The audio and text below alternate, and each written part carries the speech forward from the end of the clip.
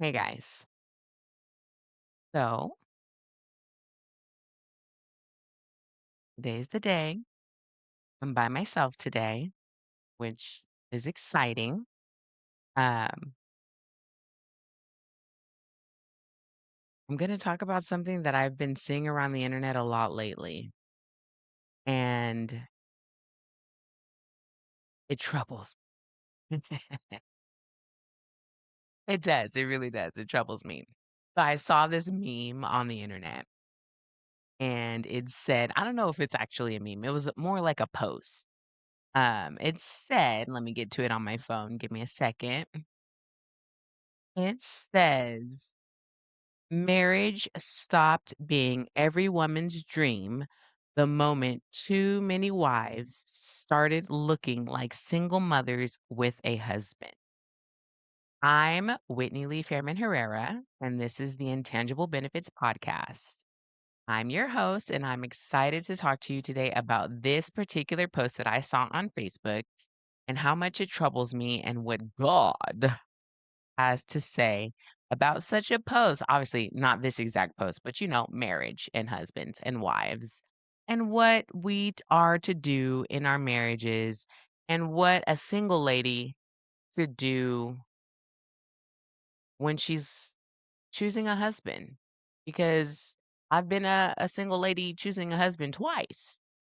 And I'm not going to say that I was perfect at it either time, because I don't have a perfect marriage. But I will say that both times I made a choice, both times I feel like I made choices based on different reasons, and both times I had different types of wisdom that I used to make my choice.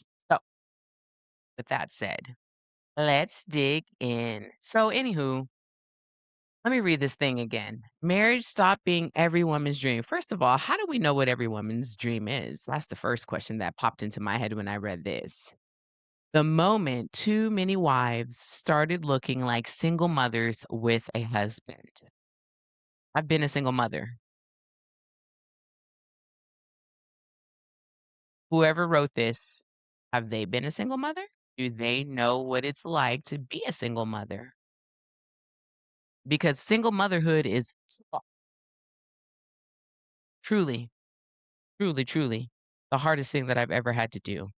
And I am going to say that for me, it's very hard to believe that anybody who is not actually a single mother doesn't really know what it's like to be a single mother. I was a single mother for 5 years, and I wouldn't wish it on my worst enemy because it is very difficult to be one person trying to raise two boys or girls, whatever you have. I had two boys, and trying to make their lives fabulous with limited dough and limited time, trying to build a career, still trying to be a woman, still trying to enjoy my own life as a woman, still trying to give my kids the best childhood I could give them. It was just the hardest thing I've ever had to do. So, to compare being a married woman whose husband isn't pulling his weight to a woman who doesn't have a husband is kinda cra So, anywho, first things first, let me just say to the women who have husbands who are not being solid partners at the moment, I feel for you. I would also like to, at the risk of sounding dismissive, ask you if you've told them that they're not being solid partners directly and upset them and argued with them about it and told them how you felt until they listened to you and didn't run away from your feelings and didn't say, oh, whatever, forget it, and didn't fear what they would say and fear how they would feel and fear that you would upset them and fear the conflict in general. Because I do find that many people, not just women, but people in general, don't want to argue. But your girl right here, she don't mind a fight. I don't mind arguing. That's my specialty. Sounds crazy, but it is. Like, I'll argue with you. So, and maybe that's why I don't feel this close because I will argue with you until I am heard. And I don't find that I feel like a married single mom. First things first, when I met my husband, David, I had 2 sons. He had 1 son, I had 2 sons. His son was 16, he's 20 now, and my kids were what? Max was 12, Lukey was what is that? Yeah, and I was busy, they were doing sports, they were little, and I didn't really have the time to be entertaining somebody who wasn't down for the get down. Meaning, if you weren't down to help me with these kids, then you couldn't see me. And I didn't try and pretend that I had it all together either. Like, no, it wasn't a mess because I'm not a mess, but it was a lot. Trust me, it was a lot. Being a single mom with 2 kids is a lot. So it was a lot. I had a lot going on. And I would make time for this man because I liked him and he liked me. He was consistent and he was willing, so I made time for him on the weekends only because that's the time that I had, and my kids went with their dad on the weekends. And, he kept coming back, so we kept hanging out, but I would tell him, like, my goal ultimately is to remarry because I have these 2 sons, and I'm not interested in having a boyfriend my whole life because I'm a Christian and I don't wanna be out here giving myself away to a man who hasn't committed to me. I'm not going to play house. I'm not going to be cooking and cleaning for a man who hasn't committed to me and shown me that I'm the one for him. So, I need to be married if I'm gonna pursue a long-term relationship with any man, but it doesn't have to be you, so don't worry. Well, he was like, "Well, let's go look at rings." Okay, cool. We looked at rings. I chose one I want. He bought it, and then he proposed. And so with that, we decided that we were going to get married. We still didn't move in. I still didn't cook for him. I still didn't do laundry for him, and I actually still don't do laundry for him, but I do cook for him. Not every day, but I do cook for him a lot of days. And I would tell him before we got married, like, I have fears, honest fears about getting married to anyone, not just you, but to anyone. What are those fears? I fear that you're not going to help me at home. I work full time, just like you do. I don't have the capacity to be a housewife with a full time job. I don't have the capacity to raise 2 sons, work full time, and be a wife on the side. So, how is it going to look moving in with you, being your wife, having 2 kids that don't belong to you, and working full time, helping you pay these bills? How is that gonna look? I put my heart out there. I let him know what my fears were. I let him know where I was at and what I was thinking. I didn't hide it and try and pretend like I had it all together, like I didn't have any expectations of him because I did, a lot of them, a lot of them. And I told him like, "Hey, I expect you to help me with these kids. If we are a package deal. If you want me, you want them. And I need your help if we're going to be a blended family. I need you to help me keep things clean.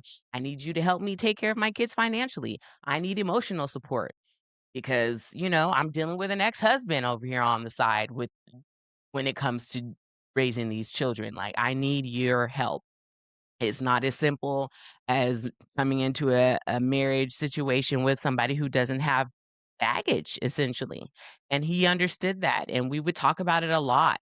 It wasn't something that was a surprise to him. It wasn't something that I kept a secret. I kept close to my heart where nobody could see how I felt and where I was at. I was transparent with him about where I was at. So it wasn't anything that he would be surprised about when we finally moved in together after we got married, actually. Um, Another thing that I would tell him that I was fearful of, like just not having my freedom anymore. I had the freedom of a single lady for 5 years, and now I'm back married. As much as I wanted to be married, being single was tons of fun. I got to do whatever I wanted whenever I wanted to do it, spend my money how I wanted to spend it. And that was a fun time too. I was afraid I was gonna not be able to go when I wanted to go. And just all of those things that came with being married, even though marriage was what I wanted if I was going to be in a long-term relationship with a man. So I was honest about where I was at, where my heart was at, what I was thinking, what I was feeling, what my fears were, so that he could make a choice for himself about what he was willing to put up with, what he was willing to do for me and with me, and we could move forward in peace. And he made the choice to move forward with me. And we have our challenges, no doubt, but our challenge is not me feeling like a single mom, for sure. He helps me. He does not ever make me feel like I'm alone in any situation. In fact, I had a conversation with my niece the other day when she was asking me how he's doing with the new baby because we have a 3-month-old daughter. And I told her I've never ever felt like he hasn't done his part ever with her or with my older kids. He takes them to their practices. Oldest son is about to get his driver's license if he passes his test next week. He helps him practice driving. He picks him up from band practice. He takes him to band practice. When I'm not around, he feeds them dinner, breakfast, lunch, whatever the meal is. He's got them.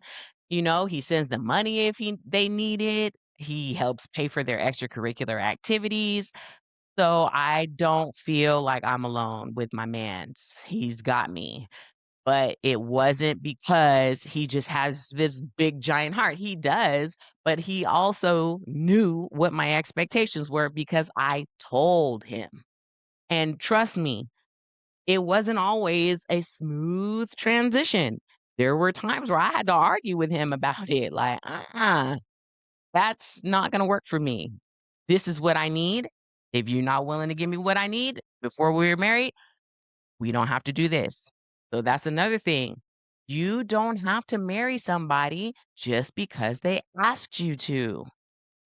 If you are finding that the person that you are with in a relationship with is not turning out to be the person that you think is going to work out for you, you can turn in the other direction. You don't have to follow through with something that you think is not going to work out for your life, ladies. You don't have to let what society or your family or your friends think of you make a bad choice. So keep that in mind as you move forward in these relationships with men who are not showing you that they're going to pull their weight in your life, who are not showing you that they're going to provide for you in their lives. It's okay to speak up for yourselves. Women in the Bible have done it. I don't know what this perception of biblical women is, but I find that people think that women in the Bible are these meek women who just sink into the background, and they're not. They're strong, godly women who speak up for themselves. They fight for themselves. They say what they need. They correct and they encourage and they get what they need for what their lives require. I have some examples. As always, I've got some scripture to back what I'm saying to you. So, first one, I've got the sisters of where did I write it down? Write it down. Oh, the daughters of Zalephehad. That is in Numbers 27. These daughters lost their father Zalephehad, who he had no sons. There were 5 daughters. He had no sons, and in Israel in that day, you had to have sons in order to get your inheritance after you pass away. And there were no sons. That was the law of Israel. The law was given to Israel by God. So this was a law that God put in place over Israel. Well, these daughters would have nothing if this law were to continue to be in practice, right? So these daughters went to Moses and the elders and pleaded their case. And Moses took their case to God, and God said, you know what? They're right. They should have a right to their father's inheritance. And after that, the law of Israel changed. If a man dies, his inheritance is going to go to his daughters. And then if he doesn't have daughters, then it's going to go to his other relatives down the line and so on and so forth. But had these daughters not been brave enough to cause a problem or a conflict and to engage in conflict with people who were in charge or people who they thought were superior to them, they would not have gotten the inheritance that they needed to survive.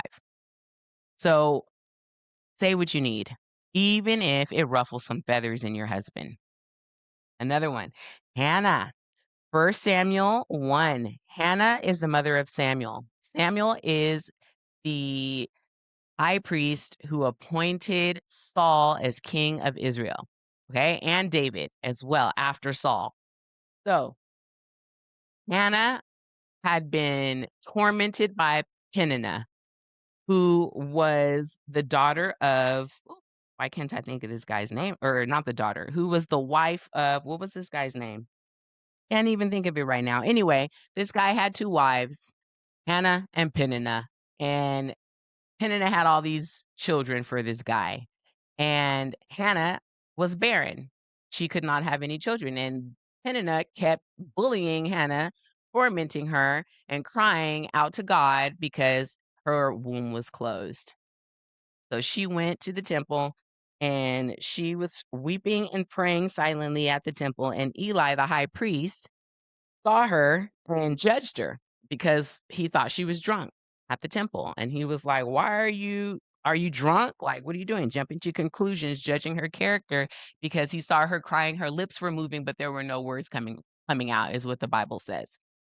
And so first of all, let me before I even move on with this story, Eli, I don't know if you guys have read the story of Eli, but Eli died by falling backwards in his chair after he heard that the Ark of the Covenant of the Lord was stolen, and he broke his neck because he was too heavy, because he and his sons were stealing the best portions of the sacrifices that people were bringing to the temple because they were crooked, and God killed his sons. Once he heard that the covenant was stolen, the Ark of the Covenant was stolen, he fell backwards in his chair, broke his neck, and because he was so heavy, he died. And he was heavy because he was stealing all the best portions of the sacrifices. So he's over here judging her, thinking she's drunk when she's crying out to the Lord for a child, but he's out here doing all this crazy. Anyway, that's a whole nother podcast. But um yeah, so he thinks she's drunk and she corrects him. She's like, "Nah, I'm not drunk. Like, don't judge me. I'm not drunk. That's not my character. I'm praying because I'm sad." So in that, like, yes, that's not necessarily a husband not helping his wife, but that is a woman who's bold enough to say, that doesn't work for me. No, you got it wrong about me. No, don't say those words to me. That's not correct. We have the right to speak up for ourselves. We have the right to tell a man, "Nah, you're wrong. You're not going to treat me like that." We have the right. God has given us the right to advocate for ourselves, and we need to do it. Who else? Abigail in 1 Samuel 25. Abigail was the wife of Nabal. Nabal was a mean man in all of his doings, right? So Nabal was asked by David before he was king. He was going to be king, but he had not yet taken the throne. So David sent his people out to Nabal to ask if Nabal could give him some supplies for the journey that they were about to embark on. And Nabal basically was like, "Who is David?" Even though everybody knew who David was because he was finna be king. And Nabal was like, "Who are you? Ew, no, I'm not giving you nothing." So David was like, "I bet I'm about to kill you and your household. All the men that belong to you, they're gonna die. So be ready for it." And Nabal's wife, who was wise, heard about this and was like, "Oh no, my husband is a fool," which many of our husbands are. No offense, husbands, but some of you guys are. And so she meets David on the road when he's on his way to kill her husband and all the dudes in the household. And she's like, please forgive my husband. He's a fool. He doesn't know any better. He's mean, he's nasty, and he is foolish. Please don't kill him. Think about the throne. Do you really want his blood on your hands right before you go on, take the throne? And she brings him all of the supplies that he needs, the food, all the things. And David's like, "You're right. Thank you for reminding me that I'm about to be king and I don't need this dude's blood on my hands. You're a wise woman. I'm not going to kill your husband and all the men in your household because you are a wise woman. Thank you for the supplies. I'll be on my way." So, women, we sometimes have husbands who are foolish and they don't always make the right choices. And it is up to us to be wise when our husbands are foolish. And we always get tripped up when the Bible tells us to submit to our husbands, right? But that is when we have wise husbands, okay? And we don't always have wise husbands. So we don't submit foolishly to husbands who are unwise. We submit to husbands who are wise. We submit to Proverbs 31 husbands. And we've all heard of Proverbs 31 wives. But within Proverbs 31, when they're describing wives, Proverbs 31:10 is when it starts. They also describe her husband. So it's very important for us to recognize that. There was an episode that I recorded with my husband when I talked about how the words on the page of the Bible can sometimes be skimmed over so fast that we don't recognize them. And when that happens, it's a shame because this is very important to recognize. Proverbs 31:10 is called the good wife in the King James Version, the virtuous wife in the New International Version, but it talks about the husband as well. So I'm going to go over it with you. Give me a moment. Let me turn to I wrote it down, I put it in my phone, and I put it in my Bible. I'm going to read it out of the Bible. This is the New Living Translation, though, so let me see. Let me read it out of my phone because it's more fun. Let's see here. Not the King James Version, because we don't need to think of it and doeth and girdeth any loins right now. All right. The wife of noble character. So no, I said it was the virtuous wife, but it's not. It's the wife of noble character. So correction. A wife of noble character who can find? She is worth far more than rubies. Her husband has full confidence in her. Pause. So husbands who are of good character, who are considered good husbands, have full confidence in their wives. What they don't do is they don't micromanage her, they don't control her, they don't doubt her, and they give her freedom to use her gifts. So maybe the wives whose husbands don't necessarily jump in and help. I hate to use the word help when I refer to husbands because not helping, just living, honestly, and doing your part, participating in your life. But when a husband doesn't jump in and participate, that sounds better.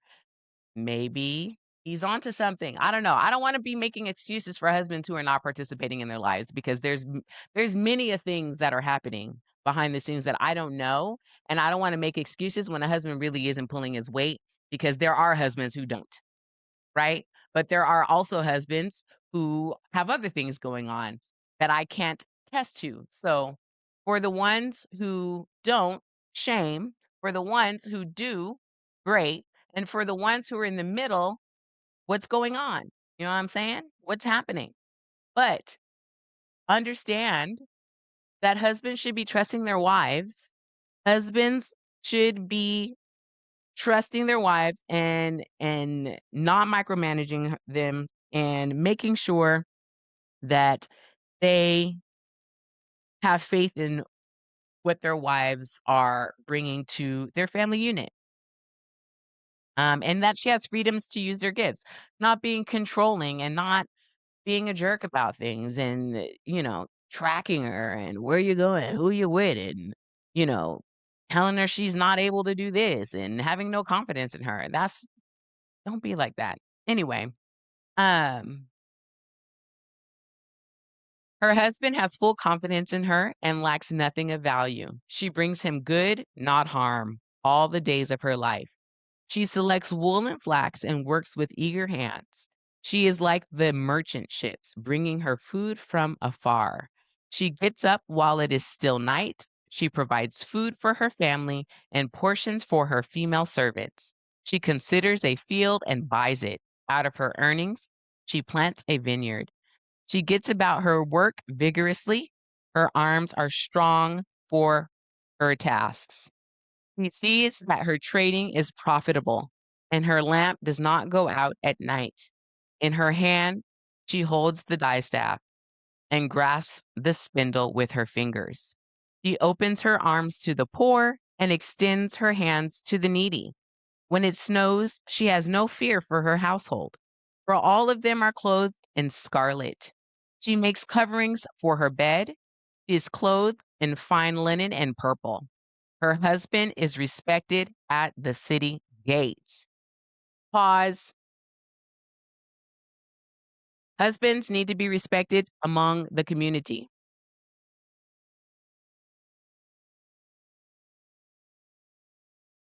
So that means that husband should be doing things in his community that gain him and earn him respect among the people.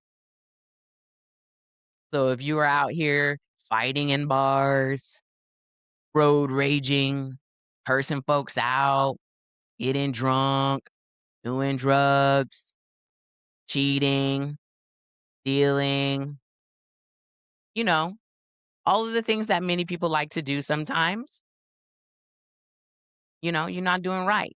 So if you happen to be a husband who does engage in those kinds of activities, don't ever complain about your wife because you're not doing your part. You're not doing your part. Do your part. You should be respected at the city gate, my guy, where he takes his seat. You should have a seat at the city gate. Not only be respected, but have a seat there, okay? Among the elders of the land. She makes linen garments and sells them and supplies the merchants with sashes. She is clothed with strength and dignity. She can laugh at the days to come. She speaks with wisdom, and faithful instruction is on her tongue. He watches over the affairs of her household and does not eat the bread of idleness. Her children arise and call her blessed. Her husband also, and he praises her. He praises her. He praises her. Your husband should be cheering you on. Husbands, you should be cheering your wife on. If your wife is doing great things and you don't notice it, that's a problem. If your wife has accomplished something wonderful and you weren't there to see it, that's a problem. How are you going to do better? What are you going to do? How are you going to praise your wife? Do you say thank you? Many women do noble things, but you surpass them all. Charm is deceptive and beauty is fleeting, but a woman who fears the Lord is to be praised. Honor her for all that her hands have done, and let her works bring her praise at the city gate. So, husbands, what should you be doing? Let me see. I wrote it down because I don't want to forget. Let's see. You should trust and empower your wife rather than controlling and limiting her. You should verbally praise her and value her, making her feel safe and cherished. You should study her and understand her unique and emotional physical makeup. You should provide stability, both financially and emotionally, so she can bloom.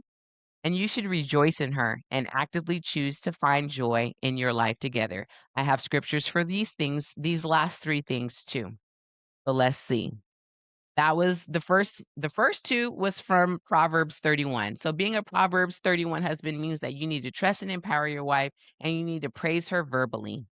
And then I've got Apostle Peter writing in First Peter chapter 3 verse 7, husbands should be considerate as you live with your wives and treat them with respect as the weaker partner and as heirs with you of the gracious gift of life. Heirs with you means that you guys are equal in the eyes of God. So God doesn't see a man as better than a woman. You guys are the same. So if you guys are the same, then you can scrub a toilet just like she can.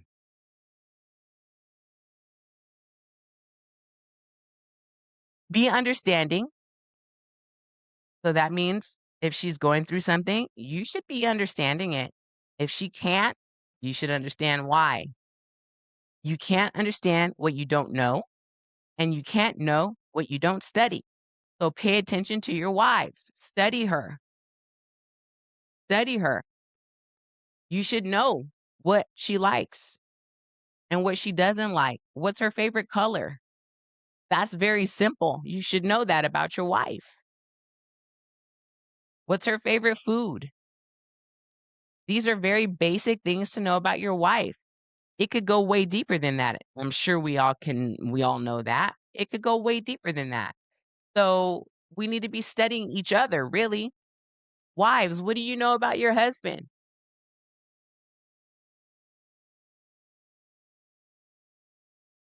So, the third thing on my list of a biblical husband was to study her, to understand her unique emotional and physical makeup. Know her personality, needs, fears, and joys. What makes your wife tick? What does she want out of her life? What is her vision for herself as a woman? What is your vision for your family? Do you have one? Have you expressed it to your wife?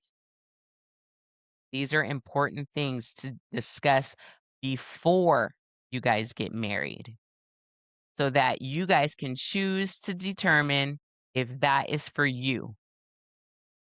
I feel like there's so many people getting married without ever even pondering on these things and having these discussions. You don't know what the future holds. You just got hitched because you loved each other. And I'm going to tell you that love is not always enough to maintain a marriage because sometimes you're not going to feel like loving your spouse. But when you have a common goal, when you have something to look forward to, when you have a vision, when you have common values, that is what you can cling to. What else do we have here?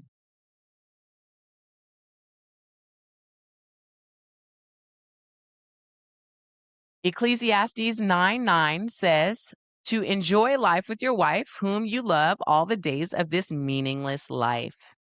So pursue your wife and have fun and be joyful. Husbands should enjoy their wives and be romantic. Take your wife out on a date that you planned, not because she suggested it, not because she said, we haven't been out on a date in a really long time. Not because of that, but because you want to go out on a date with your wife because you like her. You know what I mean? Do those things. And I'm not going to sit here and pretend like it's always perfect. I have to sometimes tell my husband, you know what? Been a long time since we went out on a date. Have to do that. And wives, you're going to have to do it too. But husbands, I'm telling you right now, don't make your wife do it all the time, please. That is when things start to drift and dwindle. That is when wives start to feel underappreciated. That is when wives start to feel like single mothers. When they're just so busy taking care of all the kids and the husband is letting them, and there's no kind of appreciation shown by way of, let me take you out, babe. Let Why don't you go for a walk while I get dinner together? Why don't you chill here and watch your favorite show while I take Johnny to practice? Why don't you? You know, those little tiny things go a really long way. So I would urge everybody to examine, when is the last time I stopped and thought about my spouse? And wives, if you have a husband who's super active and you don't have to lift a finger, maybe it's your turn to do the thing. I can honestly say that I have to stop and think in my marriage, like, what could I do for my husband right now? Because he does so many things for me. Like, I bring him a Diet Coke, like, you know what I mean? Hand sanitizer, I don't know. What could I do for him? Because he does so much for me. And I'm not bragging, but that's just the truth. Like, I have to really pause and stop and think about how I can serve my husband because he has a servant's heart for sure. And I have I'm just trying to chill heart. So I have to really get out of my comfort zone with that because he really does serve me. So with that said, I pray that you guys stop feeling like single mothers. And I pray that if you are a husband who does so much that you don't feel like a single father, and that we can all be Proverbs 31 spouses, and that women, you can tell your husband how you feel because nobody ever read a mind on earth. I mean, we could guess, and sometimes we guess right, but it isn't consistent and it isn't something that we're actually really doing. It's just coincidence for the most part. Um, so I hope that this episode has blessed you in some kind of way, and I hope that I wasn't too hard on y'all because, like I said, I will argue with you, and that's just my nature. And I hope that you guys are blessed, and I hope that this helped. And if you have any kind of prayer requests, hit me up in the DM, and I will be sure to pray for you. Thank you guys, and I hope you have a wonderful day. Bye.